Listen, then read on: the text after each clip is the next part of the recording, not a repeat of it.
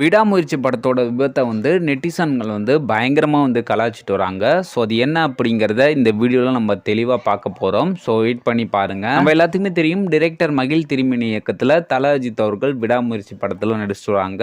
இந்த படத்தோட ஷூட்டிங் வந்து இப்போ ரொம்பவே விறுவிறுப்பாக போயிட்டு இருக்கு. ஆல்ரெடி நம்ம எல்லாத்துக்குமே தெரியும், இந்த படம் வந்து 200 கோடி ரூபா பட்ஜெட்டில் வந்து லைக்கா நிறுவனம் வந்து தயாரிக்கிறாங்க. அதெல்லாம் ஒரு பக்கம் இருக்க, விடாமுயற்சி படத்தோட ஷூட்டிங் ஸ்பாட்டில் ஒரு விபத்தாயிருச்சு அப்படிங்கிற மாதிரி ஒரு தகவல் வந்து வெளியாயிருந்தது. அந்த விபத்துல அஜித் அவர்கள் வந்து டிரைவிங் பண்ணும்போது ஒரு ஆக்சிடென்ட் ஏற்பட்டு நல்ல புண்ணியத்துல வந்து அஜித் அவர்கள் வந்து உயிர் பிழைச்சிருக்காங்க.